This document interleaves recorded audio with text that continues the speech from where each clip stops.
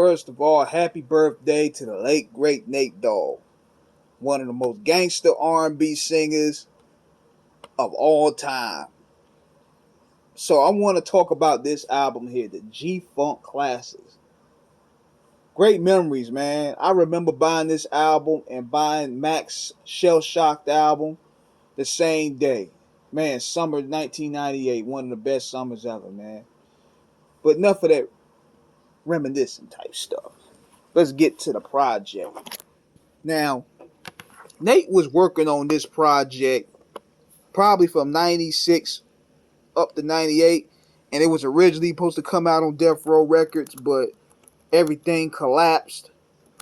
So basically, Nate was one of the few people that was able to get out of his contract and release the album independently. A double album, I might add. So it was advertised actually on Death Row Records before its release, but it never came out because when Tupac got on, everything got pushed aside. Everything that the niggas was working on, they gave to Tupac because they thought that was gonna be the ace in the hole right there. He was fresh out, and they gave him everything. But if you listen to the album, it's that Death Row feel. I mean, you have Me and My Homies, one of the dopest songs, man, with him and Tupac. They had great chemistry together. These days, you can hear that on the gang-related soundtrack.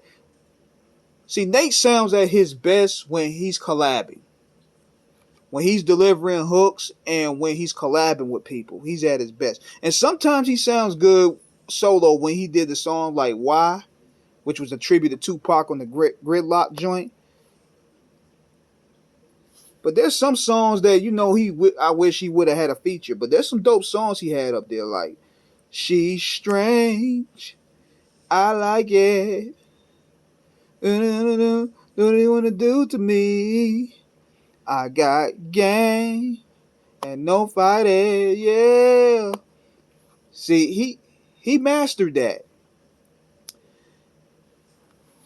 And they got some Death Row features up there. The Dog Pound is on some songs. The opening song, G-Funk, was dope. And Nancy Fletcher, she's on like 3 or 4 tracks. She held her own with Nate as well. She gave the sound some great balance.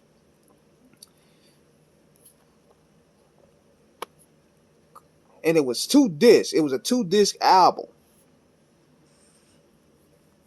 And Nate, just like I said, he's at best when he plays along with guests.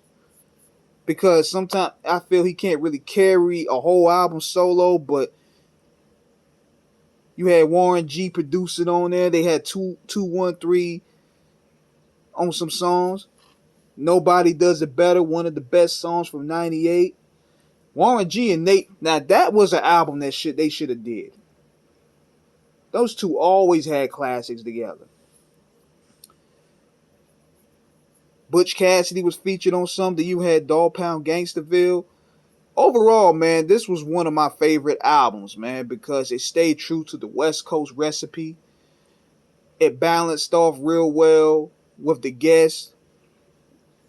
They didn't leave Nate to carry whole albums.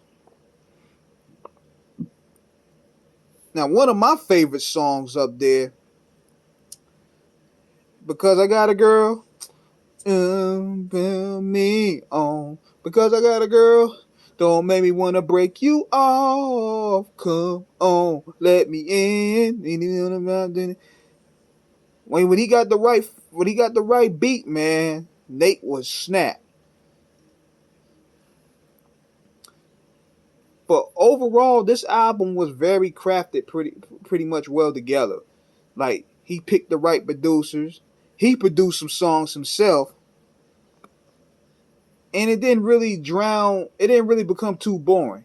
I like this album actually better than his second one. His second one, it feel like he was trying to gain a little more mainstream love because he was on everybody else's project. But this is his real project. Cause you know this is the true Death Row Records recipe. Only thing that was missing though was Dr. Dre. Dr. Dre was going around this time, so it was on Daz and Superfly and Warren G to really carry the weight of the album. But it was overall very dope, man. Very dope album, very dope project, and we definitely missing Nate. But check out Inhale, his son. His son is carrying the torch right now. His son is carrying the torch right now for Nate, man. So rest in peace to the late great one.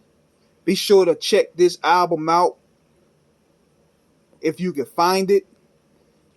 So subscribe, hit the like button. Let me know what you think in the comments. Peace.